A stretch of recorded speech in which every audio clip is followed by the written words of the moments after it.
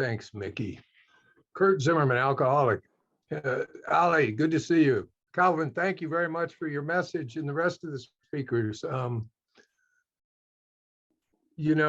was thinking about this because everybody's touched on one little theme that was, and Ali touched on it in the beginning, which I think is great. He said this book's, about this thick, but it has a depth to it that I think myself, there's a thing in Al-Anon, they say evolution and maturation towards wholeness. And Calvin talked about this is not a destination, it's a journey. And, one of the first things I'd like to say is, I always say this because I think it's crucially important for me because it was the difference between night and day. I thank God I'm not suffering from what's not happening anymore.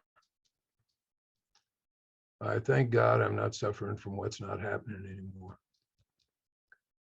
I was such a victim of this delusion. My whole reality consisted of this illusion. I'm like the other speakers. I'm not Alcoholics Anonymous success story in the context of what we're going to talk about. I drank after 20 years. I came in 1979.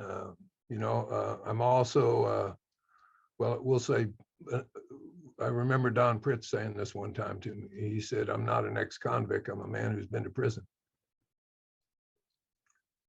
Another thing he said to me, what was really, really crucial, I didn't get it back then, was he said, "You're special. You're just not extra special." And,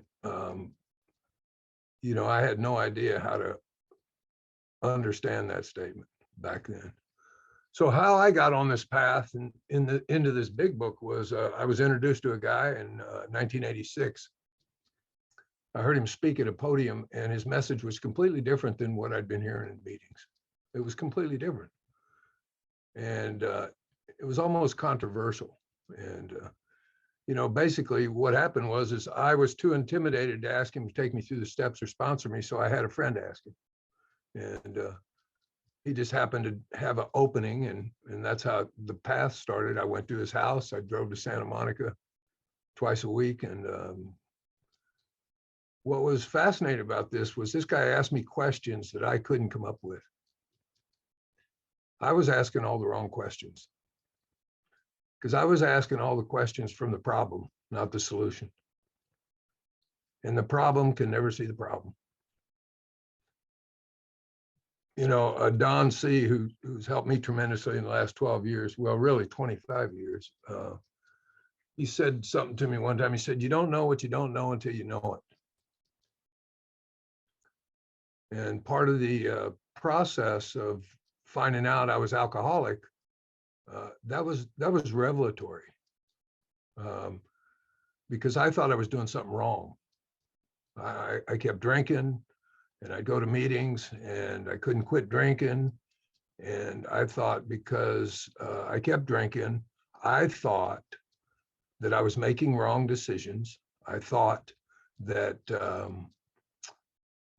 I just thought I was doing something wrong because I couldn't do what everybody else was doing. So one of the things this guy said was, he said from the podium, he poo-pooed the thing, "Just don't drink." He said, "If I could just not drink, I wouldn't be here." And that caught my attention. See, it caught my attention. And I thought, wow, that's interesting. See, I didn't know I was driven to drink. I didn't know that drinking was not an act of volition. That once I started drinking, I found out I had an allergy. That allergy manifested in a way that looked like this. It looked like one drink led to 2 drinks, to 3 drinks, to whatever. Now, I thought that was a cop-out when I first heard that. I thought, oh, that's just such a cop-out. But then when I started reading the doctor's opinion with this guy, it started to reveal to me information about the condition that I was up against, and it identified the condition. And then I got to that point at page 23, it said, well, all this stuff we looked at would be academic and pointless if you never took the first drink. Just don't drink. And it said, because there you have an obsession of the mind that will talk to you and convince you to pick up a drink when you're sober. And so this information was crucial. It was really crucial because I'm one of those people that I think the big book defined it quite well. I'm a real alcoholic, an alcoholic who crossed some line where I lost the power to choose whether I drink or not. That means I don't get a say in it. And the condition that I suffer from, I have to be released from. Now, this is where the steps came in. This is where the revelatory awakenings come in. This is where the process comes in. So it was described to me like this. The guy said to me, he said, look, it's kind of like this, Kurt. We're gonna, it's like baking a cake. He said, there's a recipe for that. He said, that's how the big book's laid out. He said, and it's going to tell you exactly what to do. It's going to tell you exactly what ingredients to put in. And he said, if you want to alter that recipe, you're not going to get the same cake. You think maybe a few more eggs would be good, throw them in, that's great.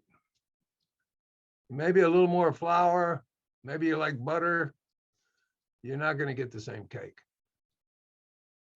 So he was using metaphor to kind of point to what this path was about, because I didn't know. I hadn't been down the path, right? So I don't know. I don't have a clue. So basically what happened was he said, you know, once you put the ingredients in this cake, he said, you're going to put it in the oven. He said, one of the things you're going to do when you put it in the oven, you're not going to keep opening the door and checking on it. Well, I did that through inventory. I did it through, you know, he said, you're not going to do that. You're going to leave the door shut. So metaphorically, that's the best way to describe this path, okay? So I did what was prescribed. I went and make amends. I was released. I think it was talked about earlier, you know, I didn't surrender, I was surrendered. There's a poet from the 1800s, is Jose Gossett. He says, the only genuine ideas are the ideas of the shipwrecked. All the rest is rhetoric, posturing, and farce. That was the awakening. The awakening was seeing that it was the first step for me. It was a process that described the conditions that happened to me in the first step. That's what happened to me in those first 43 pages of the book. So that collapse caused Bill had a revelatory experience, a spiritual awakening. That collapse caused a revelatory experience. It released me.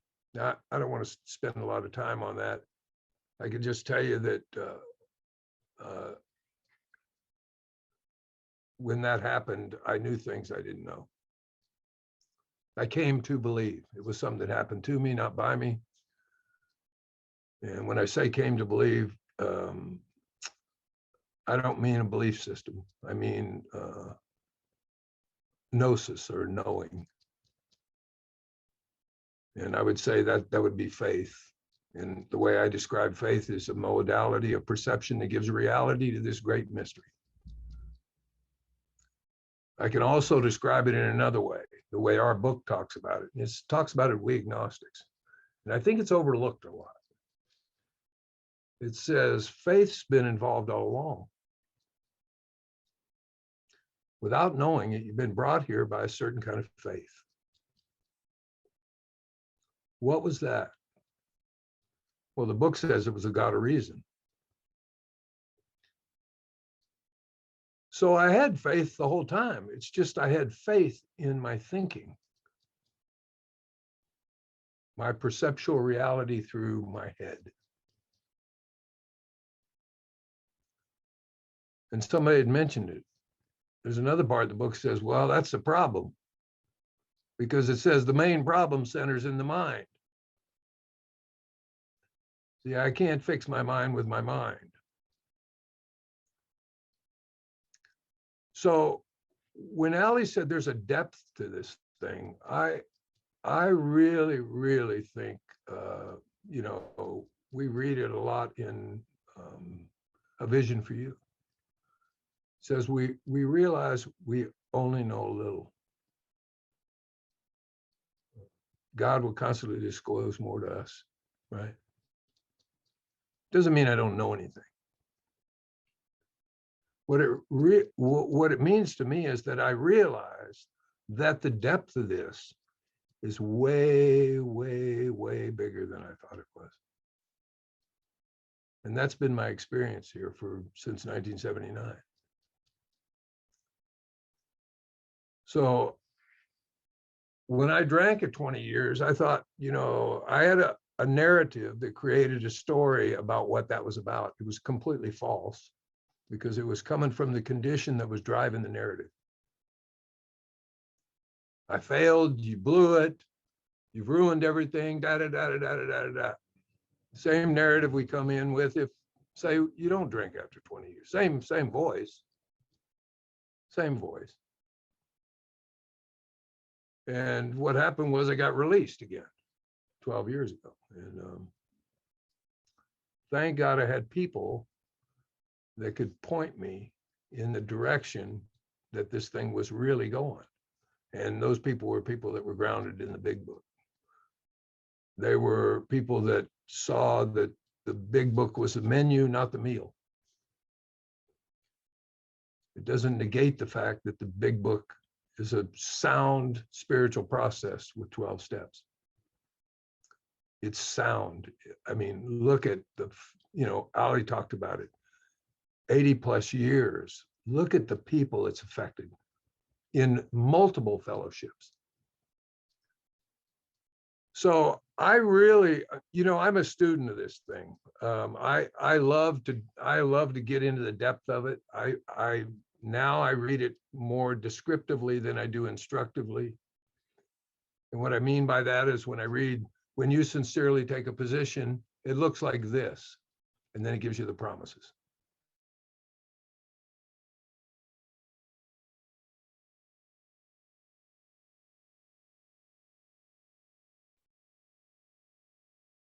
Oh.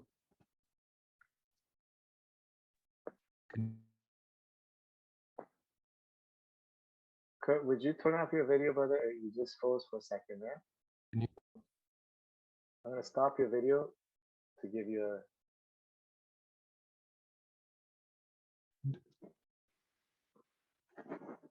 So where'd I leave off? It's descriptive now. How you read it, read the book is descriptive. It's descriptive. So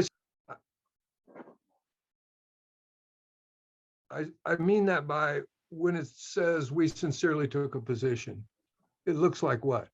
The promises. When we enter the world of the spirit, it looks like what? The promises. I can comprehend the word serenity. I know peace. I know how to handle situations used to baffle me. Right? See, it's very descriptive. If I've never entered the world of the spirit, how do I know what it is? So it's instructive and descriptive. It's a deep spiritual text. I think it was a download. I think Bill got a download. That's what I think. Whether you think that or not, that's totally up to you. I don't know how someone with 4 years sobriety can write such a spiritual text. I just don't know how that's possible. And I know there were a lot of factors involved with William James, with Carl Jung, with Parkhurst, with the history and that, but I really believe that. And so as I, you know, I went through this process. Like I said, I made amends. I went back to prison. I ended up speaking at the prison I was in. I made amends to, and then I got the accoutrements of AA. I started a business. I got married. I had kids. We were an AA couple. We were involved. And then what happened was something I see a lot. It was like I worked the first 9 steps and kind of gradually forgot about 10 and 11. I was doing 12. And, I got busy with work and got a lot, started making money, bought a boat, bought a car, bought a house, bought another car. And before I knew it, there was a lot of mental anxiety. I used to call it fear. It's not fear, it's mental anxiety. And the lights started to dim. I was getting angrier. Anything could trigger me. And I went up to a buddy's house one night and had no thought of drinking for 19 years. Had no thought of it. And there was a glass of beer on the table, had a little foam top on it. And the thought came into my mind to say, I think I'll have one. And when the thought comes into an alcoholic's mind that says he's going to have one, he has one. And no effective mental defense. And I drank that glass of beer, and the thought came into my mind again to have another one. And I had 4 glasses of beer, and I left, and thought came in and said, well, that wasn't so bad.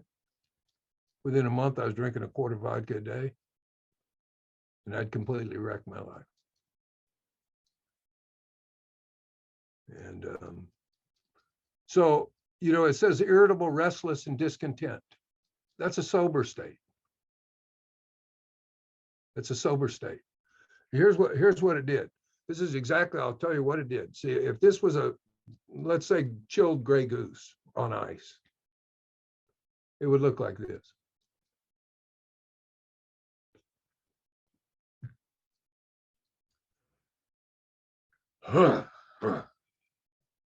I can do this.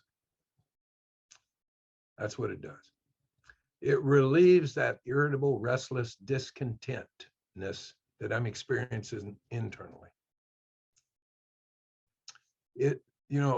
Calvin said it. It was the solution to a problem of seeming separation.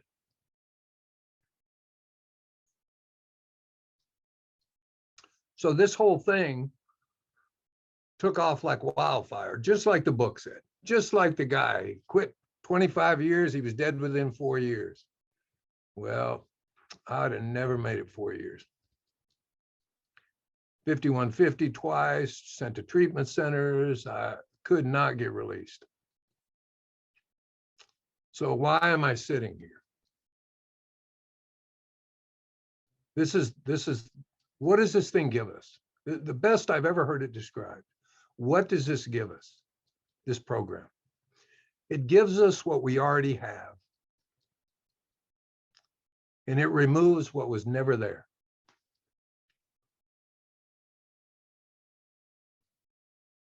I was a victim of a delusion that I could wrest satisfaction if I managed well. And I thought maybe I'd do that with spiritual principles. It didn't work. Managing my life with spiritual principles did not work. I was still managing. This was about a surrender to this great mystery. That's what it was about. And somewhere I missed that. And this thing goes like this. What I really have is a daily reprieve, contingent on the conscious awareness of what I just said. It takes the weight off. What I really have, emphasis on really. Now, I might accumulate quite a few days and quite a few years on that daily reprieve, but that's what I really have. And if I looked at the screen here and I looked at everybody in here and I said, well, Ali has, I don't know how many years, but just use an example, 15 years, and Rachel has 20 years, and Kingsley has 30 years. What I'm describing is separation. But if I said every one of us on these screens has a daily reprieve, I'm describing inclusiveness, where we're all on the same place. The very thing I needed when I came back was the very thing that was withheld from me in AA. I needed compassion and understanding about the condition I had. There was a lot of misunderstanding. There was a lot of shame and guilt thrown around. See, there was a lot of that. Now I know, because I've been around here long enough, well, you didn't go to enough meetings, or you didn't do this, you didn't do that. See, no, everybody's timing's different with this thing. Everybody's path's different with this thing. You know, God uses what's available, and that's just exactly what happened with me. I have a tremendous, tremendous sense of gratitude. My life's been saved. A tremendous sense of gratitude. Every morning I wake up. I used to wake up and go, what's going to happen today? I wake up now and I go, what is going to happen today, with excitement? It's a different perception, same environment. Somebody had talked about it earlier, about this is what this is. So that, you know, I'll tell you, there was a guy, Nate. Nate's been around a long time. Nate's never gotten sober, though, on and off, 30 years maybe, old buddy of mine, great guy, got a heart of gold. He said something to me one time, it really made a lot of sense. He said, you know, when I fit AA into my life, it never worked. He said, but when I fit my life into AA, it seems to work. And, you know, out of the mouths of babes, right? I mean, here's a guy who couldn't get sober. And, you know, another thing, I keep thinking of, because you mentioned Don, I think, you know, he'd drop just little things, you know, he'd say, like, you know, he said, Kurt, you need to listen. He said, because a liar can tell you the truth. He would just drop little things like that. You need to listen. You need to pay attention. So I think this process, you know, I think of some of the stuff in the fifth step where it says the exact nature of the wrongs. My first pass through this, I wasn't talking about the nature of the wrongs. I was talking about the wrongs. I didn't have a clue what the nature was. The nature is this condition of self that's driving me, that I'm identified as. And it says it in our right before our third step. In fact, it mentions it even in We Agnostics. It says, when I became alcoholic, crushed by a self-imposed crisis. That's not a crisis I caused. That's the imposition of self that's driving me. That's why I drank in the first place. It's how I became alcoholic. This condition. I'm not the condition. I'm here to tell you that. Right before the third step, it says this. It says, being convinced that self manifested in various ways is what defeated us. We're the us. But my first 19 years, I was trying to be free from self as self. That was the difference. Not from this thing. And it even said, God makes that possible. We couldn't be entirely free. God makes that possible. Well, I'm sorry, I'm reading this way. It says that implies we can be entirely free of this condition.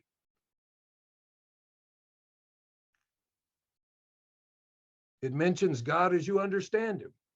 I heard when I first got here, you can't understand God. It's not what it says. It says you can have an understanding of God. What does that mean? To me, it means that there is a knowing, a gnosis, that will allow you to see and understand with clarity those kind of mysteries. What does it look like? Well, God of my understanding is I can comprehend the word serenity. I didn't do that. I know what that peace is. There's so many things that this thing can reveal. And it's like the parting of a veil. And when I say knowing, I'm not talking about thinking. I'm talking about gnosis. I'm talking about the sixth sense. I'm talking about this awareness is the essence of a spiritual experience. Our more religious members call it God consciousness.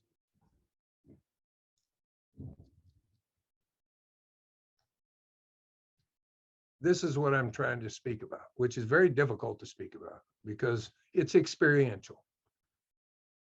That thing is experiential. I love that. I think it was always mentioned about the main problem centers in the mind. I didn't know that I had a narrative that created a story. That story created mental anxiety. It was rooted in the future or the past. And I was never present. I was always present, but the conceptual overlays of that story kept me from being present. Because I was way over here, way over there, remorse, self-pity, morbid reflection. And a lot of this is addressed in 11. I mean, 11, when it says, we ask God to direct our thinking, divorce it from self-pity. Self-pity to me is in the past. Dishonest, what does that mean? Dishonest means when I'm in the past or the future, I can't see with clarity presently. I'm seeing dishonestly. I'm not seeing truthfully. And then it says self-seeking. Well, that's the future. So what I'm asking for is God direct my thinking, divorce from self-pity, dishonest, self-seeking. When I'm asking for that, that's a prayer. I'm asking for my thought life to be placed on a higher plane. This is what I'm talking about. I'm talking about seeing, not thinking. I'm talking about a sixth sense they talk about. We intuitively know how to handle situations. This isn't a reactive state. This is a responsive state from a position of neutrality that I've been placed in because I fulfilled the conditions of the first 9 steps. It's very, very descriptive.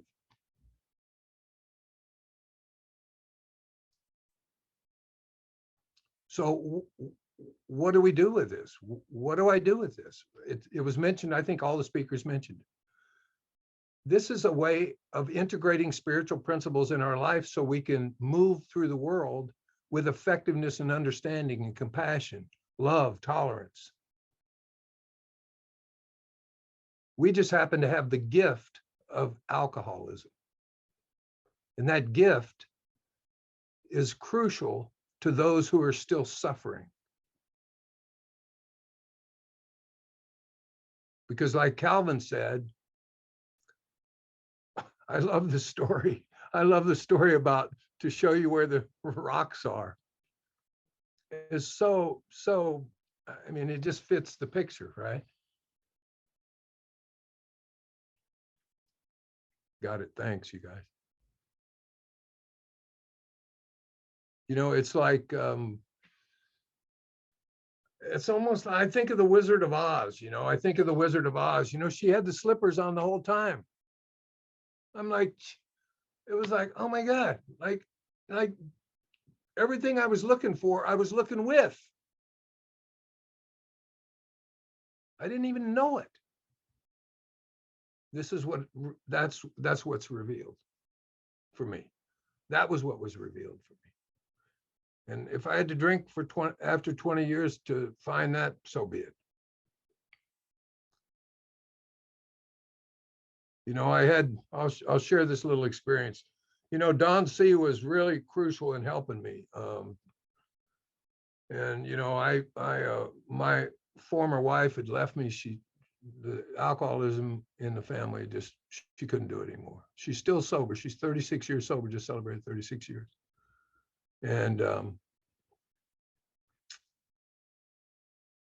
I remember getting divorce papers, lighting them on fire in the kitchen, dropping them on the floor. And I remember going down to a divorce attorney down in Newport Beach, and I was drinking in a little cove back there. And of course, Koyas called me. You know, it was one of those synchronicities, those coincidences that happen around here. He just called. He's always on time, you know. And he's had a little conversation with me about how's it working. I said, it's working pretty good. I just started drinking again, so just bear with me. And he asked me a question. He said, 1986, when you took the third step, were you serious? I said, I couldn't have been more serious. I was involved in the steps. I was working. He said, well, I'm going to tell you something. You're not going to understand it. And it seemed like there was about a 5-minute pause, probably a minute. He said, all of this is part of that decision. And that just went right over my head. I didn't understand it until I got released 12 years ago. And here's what I want to say. See, I was focusing on, oh, you mean drinking is part of that? No, that's not what he was saying. What he was saying was that this pattern of reality, this path we're on, goes like this.